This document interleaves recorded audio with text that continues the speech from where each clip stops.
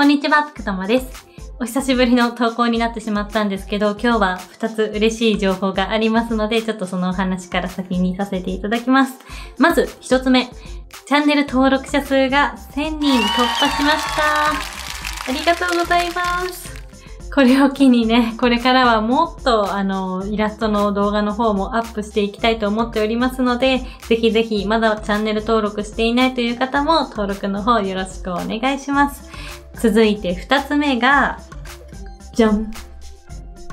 こちら、iPad おしゃれ活用術っていう雑誌があるんですけどね、こちらの雑誌にですね、私がちらりと写っちゃっております。いやー嬉しいなーって感じなんですけど、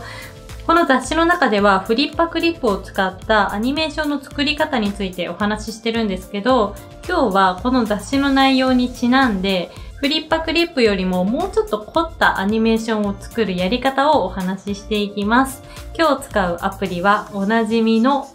プロクリエイトです。プロクリエイトを使ってこんな感じのアニメーションを作っていきます。ちょっと操作がややこしいところもあるかと思うんですけど、頑張ってついてきてください。というわけで、行ってみよ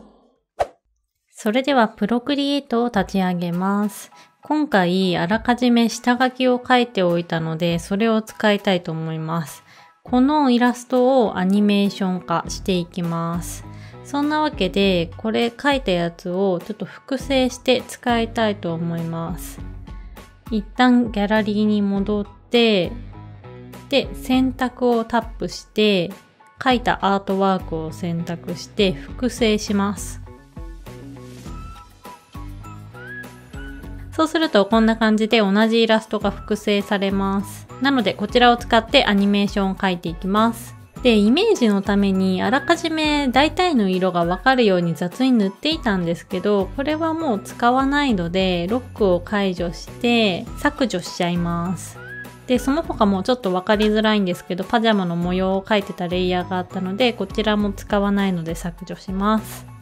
で、一番上のレイヤーを下書きに使うので、N ボタンをタップして不透明度を低くします。で、新しくレイヤーを追加して、こちらに書いていきます。なんですけど、この下書きに使っているレイヤーの上の方に見本の色を4つ、使いたい色を4つ選択してあるので、下書きのレイヤーを複製して1個は不透明度 100% の状態にして置いておきます。このレイヤーを色選択用に取っておこうと思います。で、本番書き用のレイヤーを上に配置して、名前を変更で分かりやすいように線画としておきます。はい、ここまでで準備完了です。そしたら線画のレイヤーに書いていくわけなんですけど、今この赤く囲っている部分については、後々にアニメーションで動かす部分になるので、線画を描くときには今囲った部分は描かないようにします。なので赤く囲った場所以外を線画のレイヤーに書いていきます。と言いつつ、動かすところである親指の箇所とか、うっかり書いてしまっていたので、後ほど消しました。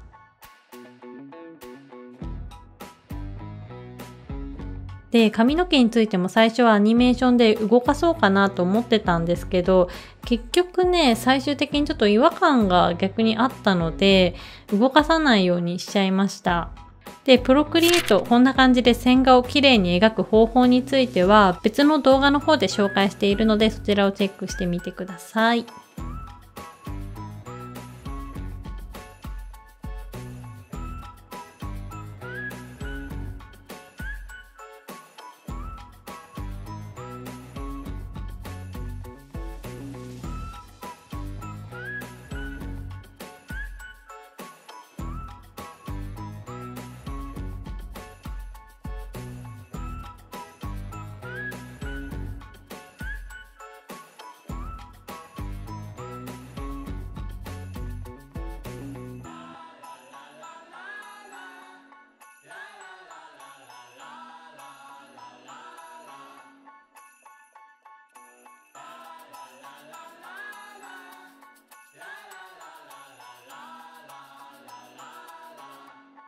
線画が描けたら、新しくレイヤーを追加します。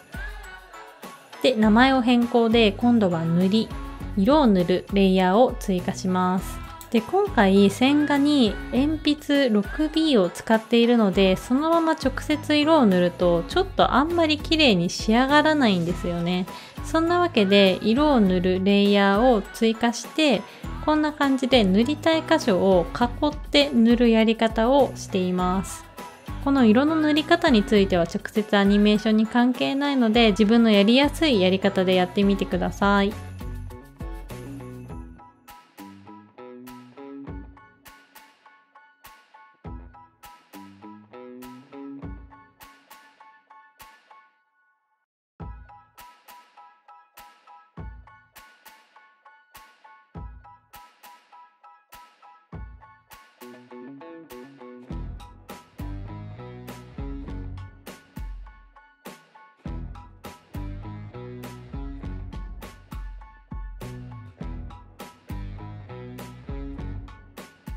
色が塗れてきました。続いて背景色を設定します。背景色のレイヤーをタップして、色を設定します。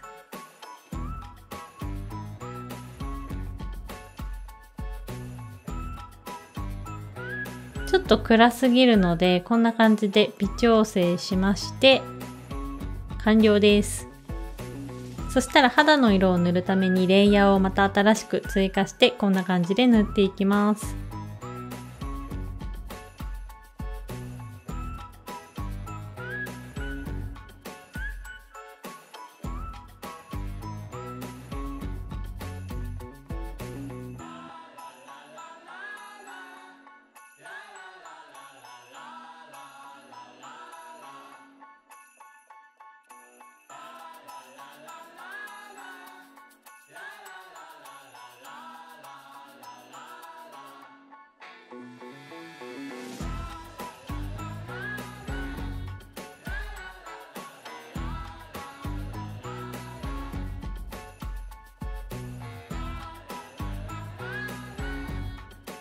はい、のっぺらぼうちゃんが出来上がりました。そしたら、レイヤーを右にスライドさせて、複数選択してグループをタップします。で、このグループ名を背景と設定します。そしたら、アクションの中のアニメーションアシストをタップします。フレームを選択して、一番下の背景をタップします。で、フレームを追加します。フレームを追加すると、こんな感じで新しいフレームが上に出ていますね。なので、背景の中にある下書きのレイヤーを改めて表示させて、フレーム1のところに、動かす箇所、目だったり口だったりの線を描いていきます。背景のグループ以外のフレームが、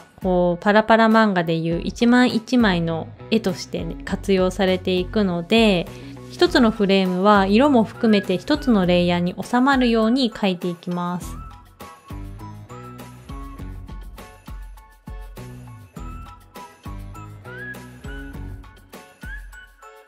そんなわけで線画が描けたら、もう一つレイヤーを追加してフレーム1の下に配置します。で、このフレーム1に描いた線に対して色を塗っていきます。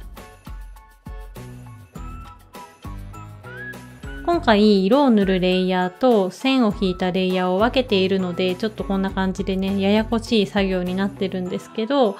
1個のレイヤーに対して線と色両方やっていく場合は、もうちょっと作業がシンプルになるのでご安心ください。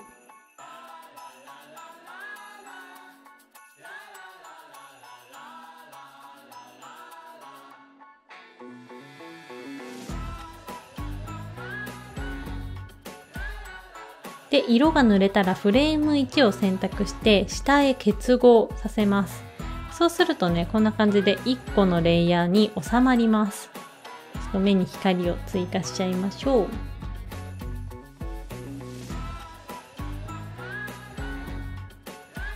これで1個目のフレームが完成しました。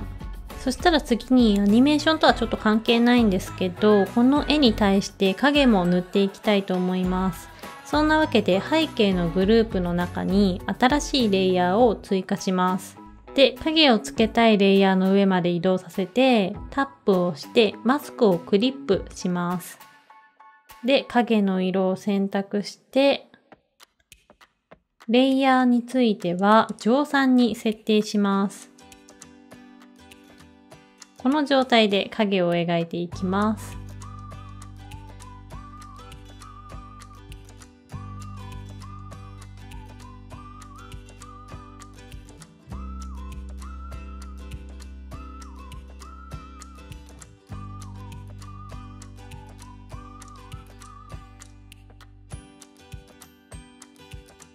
同じ要領で髪や服に対しても影を描きました。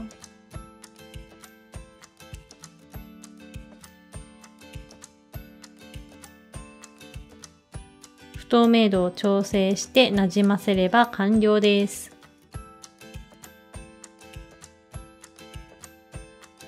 そしたら気を取り直してまたフレームの作業に戻りましょう。1枚目のフレームを選択しまして、アニメーションの設定に移ります。アニメーションにはループとピンポンとワンショットっていうそれぞれ設定があるんですけど、今回はピンポンという行ったり来たりアニメーションを繰り返す設定にしてみました。で、フレームについては今回は8に設定してます。これね、フレーム数を多くすれば多くするほど滑らかになるんですけど、その分書く枚数が増えたりして結構大変なのでね、自分がどれぐらいかけてどれぐらい滑らかなアニメーションを作りたいかっていうのをね、相談しながらやってみてください。そしたらフレームを追加していきます。長押しをしなかった場合、こんな感じで全く何も描かれていないフレームが完成してしまうので、これではなくて同じフレームをね何個も追加したいので、長押しでフレームを追加すると同じフレームが何個も作成されます。そしたら早速動かしたいフレームを選択して動かしたい箇所を消していきます。で、こんな感じで書き換えていきます。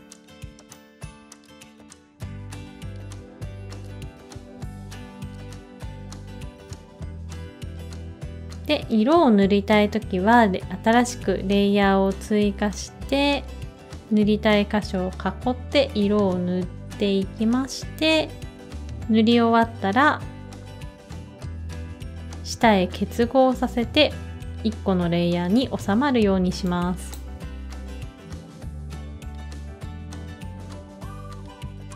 で、指を下ろしていくアニメーションを作りたいので、徐々に下ろしていっている感じに見えるように、先ほどのフレームとフレームの間の動きを描いていきます。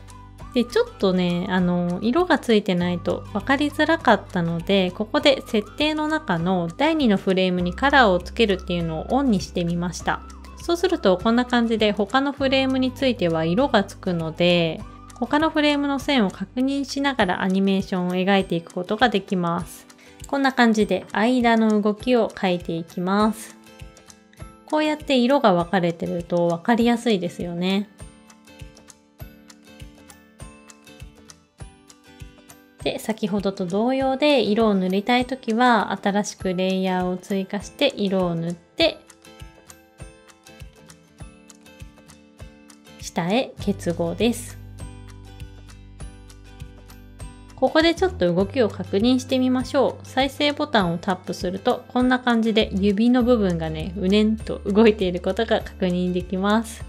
他の部分についてもどんどん動かしていきましょう。今度は目を描いていきます。一番最後のフレームの目を消していきます。で、こんな感じで目を閉じている様子を描いていきます。口も閉じちゃいましょう。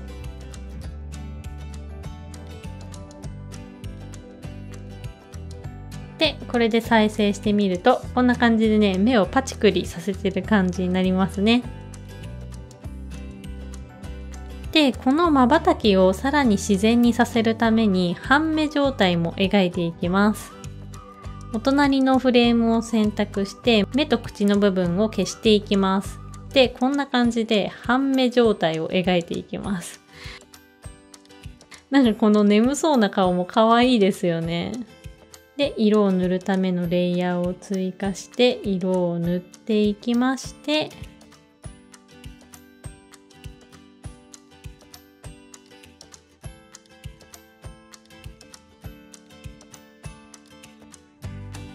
また下へ結合させていきます。はい。これでどんな感じになったかというと、結構自然な瞬きになりましたよね。この瞬きをつける作業、簡単なんですけどめっちゃ楽しいですね。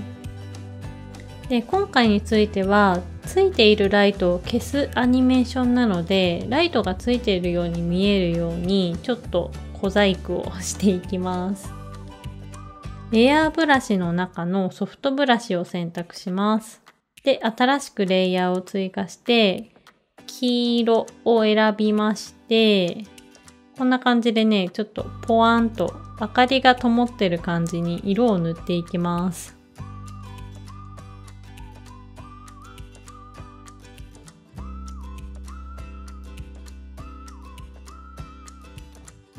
そしたらペンを細くして髪の毛の反射も描いていきます。で、部屋飾りとか服についても描いていきまして、で、設定を、そうですね、ちょっとどれにしようか迷ったんですけど、ハードライトに設定してみます。で、描いたハードライトについては複製して、各レイヤーに重ねられるように上に配置していきます。はい。そしたら、また下へ結合させていきます。OK です。これで再生してみましょう。はい。そうすると、どうでしょう。ライトをつけたり消したりしてるアニメーションができました。で、これだとちょっと短かったので、間に一回瞬きをして、また閉じて、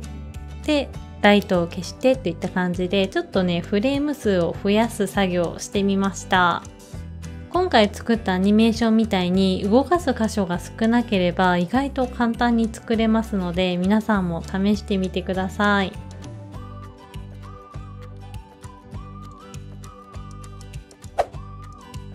完成したアニメーションがこちらです。どうでしょう？結構いい感じに仕上がりましたよね。そしたら書き出ししていきましょう。共有の中のこの辺がアニメーション用の書き出しになっているので、今回はアニメーション GIF を選択します。で、動画だとちょっとわかりづらいかもしれないんですけど、ディザ合成かなっていうのをオフにすると、光の部分とかのね、重ね方がうまく反映されていない状態になって、ちょっとうねうねしちゃうので、これはオンにしたままにします。で、その1個下のフレームごとのカラーパレットってやつ、これオンにした状態だと、ちょっと動画だと見えづらいかもなんですけど、チカチカね、変な動きになっちゃってたので、これは私はオフにしました。で、一番下、透明な背景、これをオンにするとこんな感じでね、背景がない状態になるんですけど、今回は背景つけておきたいのでオフにしています。これで設定完了です。そしたらあとは書き出し。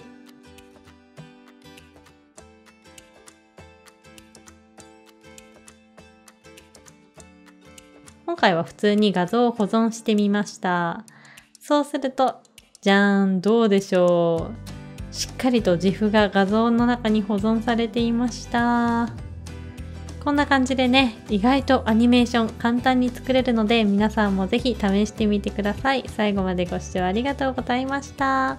バイバーイ。